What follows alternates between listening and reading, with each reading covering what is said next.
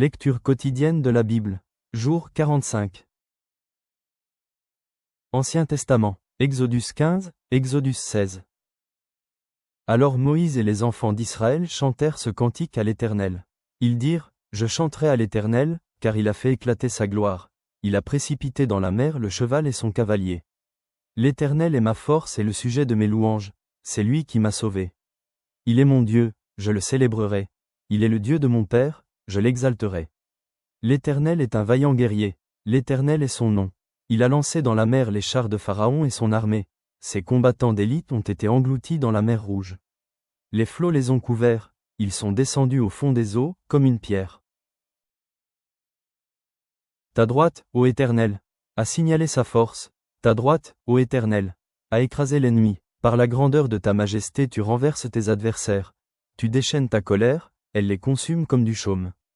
Au souffle de tes narines, les eaux se sont amoncelées, les courants se sont dressés comme une muraille, les flots se sont durcis au milieu de la mer. L'ennemi disait, Je poursuivrai, j'atteindrai, je partagerai le butin. Ma vengeance sera assouvie, je tirerai l'épée, ma main les détruira. Tu as soufflé de ton haleine, la mer les a couverts. Ils se sont enfoncés comme du plomb, dans la profondeur des eaux. Qui est comme toi parmi les dieux, ô Éternel? Qui est comme toi magnifique en sainteté, digne de louange, opérant des prodiges? Tu as étendu ta droite, la terre les a engloutis. Par ta miséricorde tu as conduit, tu as délivré ce peuple. Par ta puissance tu le diriges vers la demeure de ta sainteté. Les peuples l'apprennent, et ils tremblent, la terreur s'empare des Philistins, les chefs d'Édom s'épouvantent, un tremblement saisit les guerriers de Moabé, tous les habitants de Canaan tombent en défaillance. La crainte et la frayeur les surprendront, par la grandeur de ton bras ils deviendront muets comme une pierre, jusqu'à ce que ton peuple soit passé, ô Éternel, jusqu'à ce qu'il soit passé, le peuple que tu as acquis.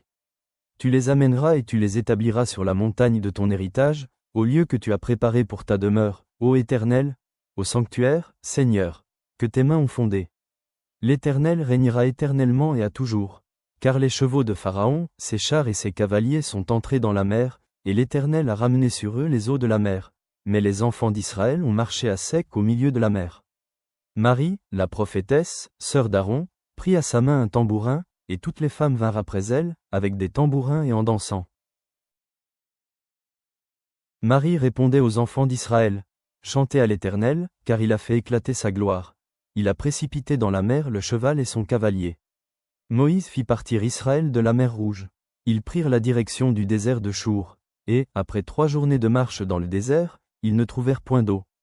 Ils arrivèrent à Mara, mais ils ne purent pas boire l'eau de Mara parce qu'elle était amère.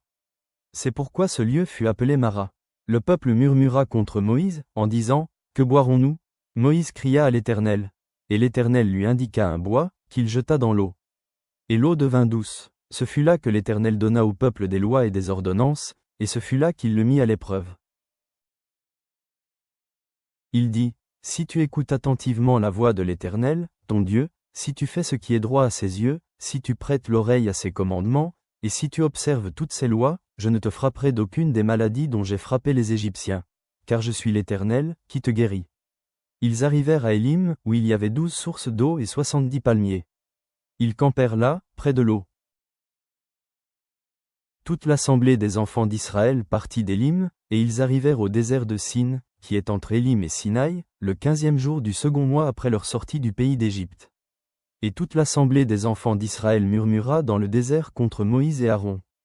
Les enfants d'Israël leur dirent, Que ne sommes-nous morts par la main de l'Éternel dans le pays d'Égypte, quand nous étions assis près des pots de viande, quand nous mangions du pain à satiété?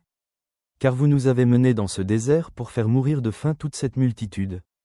L'Éternel dit à Moïse, Voici, je ferai pleuvoir pour vous du pain, du haut des cieux.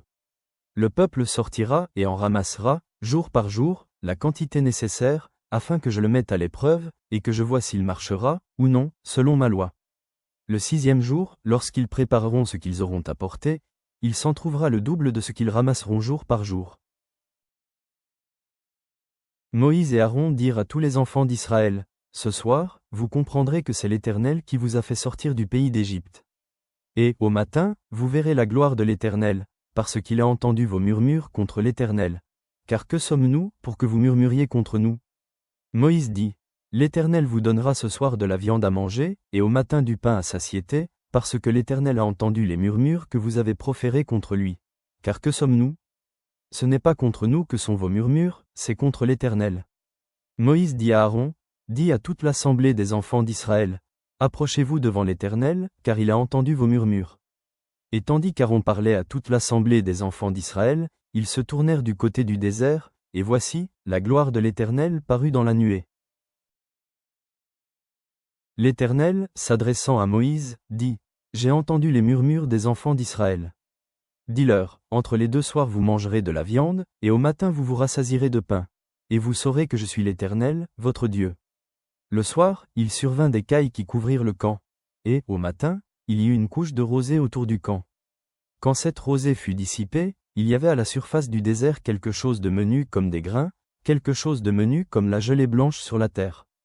Les enfants d'Israël regardèrent et ils se dirent l'un à l'autre, qu'est-ce que cela? Car ils ne savaient pas ce que c'était. Moïse leur dit, c'est le pain que l'Éternel vous donne pour nourriture. Voici ce que l'Éternel a ordonné, que chacun de vous en ramasse ce qu'il faut pour sa nourriture, un homère par tête, suivant le nombre de vos personnes, chacun en prendra pour ceux qui sont dans sa tente. Les Israélites firent ainsi, et ils en ramassèrent les uns plus, les autres moins. On mesurait ensuite avec l'homère, celui qui avait ramassé plus n'avait rien de trop, et celui qui avait ramassé moins n'en manquait pas. Chacun ramassait ce qu'il fallait pour sa nourriture. Moïse leur dit, que personne n'en laisse jusqu'au matin. Ils n'écoutèrent pas Moïse, et il y eut des gens qui en laissèrent jusqu'au matin, mais il s'y mit des vers, et cela devint infect. Moïse fut irrité contre ces gens. Tous les matins, chacun ramassait ce qu'il fallait pour sa nourriture, et quand venait la chaleur du soleil, cela fondait. Le 6e jour, ils ramassèrent une quantité double de nourriture, 2 homères pour chacun. Tous les principaux de l'assemblée vinrent le rapporter à Moïse. Et Moïse leur dit, c'est ce que l'Éternel a ordonné. Demain est le jour du repos, le sabbat consacré à l'Éternel. Faites cuire ce que vous avez à faire cuire, faites bouillir ce que vous avez à faire bouillir, et mettez en réserve jusqu'au matin tout ce qui restera. Ils le laissèrent jusqu'au matin, comme Moïse l'avait ordonné, et cela ne devint point infect, et il ne s'y mit point de vers. Moïse dit, mangez-le aujourd'hui, car c'est le jour du sabbat. Aujourd'hui vous n'en trouverez point dans la campagne. Pendant 6 jours vous en ramasserez, mais le 7e jour, qui est le sabbat, il n'y en aura point. Le 7e jour, quelques-uns du peuple sortirent pour en ramasser, et ils n'en trouvèrent point. Alors l'Éternel dit à Moïse, jusqu'à quand refuserez-vous d'observer mes commandements et mes lois? Considérez que l'Éternel vous a donné le sabbat. C'est pourquoi il vous donne au 6e jour de la nourriture pour 2 jours. Que chacun reste à sa place, et que personne ne sorte du lieu où il est au 7e jour. Et le peuple se reposa le 7e jour. La maison d'Israël donna à cette nourriture le nom de manne. Elle ressemblait à de la graine de coriandre. Elle était blanche, et avait le goût d'un gâteau au miel. Moïse dit, voici ce que l'Éternel a ordonné, qu'un homère rempli de manne soit conservé pour vos descendants, afin qu'ils voient le pain que je vous ai fait manger dans le désert, après vous avoir fait sortir du pays d'Égypte. Et Moïse dit à Aaron, prends un vase, mets-y de la manne pleine un homère, et dépose-le devant l'Éternel, afin qu'il soit conservé pour vos descendants. Suivant l'ordre donné par l'Éternel à Moïse, Aaron le déposa devant le témoignage, afin qu'il fût conservé.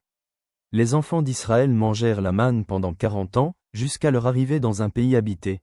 Ils mangèrent la manne jusqu'à leur arrivée aux frontières du pays de Canaan. L'homère est la 10e partie de l'épha. Nouveau Testament, Matthieu 28 sur 1-20. Après le sabbat, à l'aube du 1er jour de la semaine, Marie de Magdala et l'autre Marie allèrent voir le sépulcre. Et voici, il y eut un grand tremblement de terre, car un ange du Seigneur descendit du ciel, vint rouler la pierre, et s'assit dessus. Son aspect était comme l'éclair, et son vêtement blanc comme la neige. Les gardes tremblèrent de peur, et devinrent comme morts. Mais l'ange prit la parole, et dit aux femmes, pour vous, ne craignez pas. Car je sais que vous cherchez Jésus qui a été crucifié. Il n'est point ici, il est ressuscité, comme il l'avait dit. Venez, voyez le lieu où il était couché, et allez promptement dire à ses disciples qu'il est ressuscité des morts. Et voici, il vous précède en Galilée, c'est là que vous le verrez. Voici, je vous l'ai dit. Elles s'éloignèrent promptement du sépulcre, avec crainte et avec une grande joie, et elles coururent porter la nouvelle aux disciples. Et voici, Jésus vint à leur rencontre, et dit, « Je vous salue. » Elles s'approchèrent pour saisir ses pieds, et elles se prosternèrent devant lui. Alors Jésus leur dit, « Ne craignez pas. Allez dire à mes frères de se rendre en Galilée, c'est là qu'ils me verront. » Pendant qu'elles étaient en chemin, quelques hommes de la garde entrèrent dans la ville, et annoncèrent aux principaux sacrificateurs tout ce qui était arrivé. Ceux-ci, après s'être assemblés avec les anciens et avoir tenu conseil, donnèrent aux soldats une forte somme d'argent, en disant, « Dites, ces disciples sont venus de nuit le dérober, pendant que nous dormions. Et si le gouverneur l'apprend, nous l'apaiserons, et nous vous tirerons de peine. » Les soldats prirent l'argent, et suivirent les instructions qui leur furent données. Et ce bruit s'est répandu parmi les Juifs, jusqu'à ce jour. Les 11 disciples allèrent en Galilée, sur la montagne que Jésus leur avait désignée. Quand ils le virent, ils se prosternèrent devant lui. Mais quelques-uns eurent des doutes. Jésus, s'étant approché, leur parla ainsi, « Tout pouvoir m'a été donné dans le ciel et sur la terre. Allez, faites de toutes les nations des disciples, les baptisant au nom du Père, du Fils et du Saint-Esprit, et enseignez-leur à observer tout ce que je vous ai prescrit. Et voici, je suis avec vous tous les jours, jusqu'à la fin du monde. » Psaume 21 sur 8-13. Le roi se confie en l'Éternel, et, par la bonté du Très-Haut, il ne chancelle pas. Ta main trouvera tous tes ennemis, ta droite trouvera ceux qui te haïssent. Tu les rendras tels qu'une fournaise ardente, le jour où tu te montreras. L'Éternel les anéantira dans sa colère, et le feu les dévorera.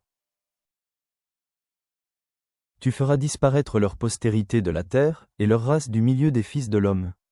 Ils ont projeté du mal contre toi, ils ont conçu de mauvais desseins, mais ils seront impuissants. Car tu leur feras tourner le dos, et avec ton arc tu tireras sur eux.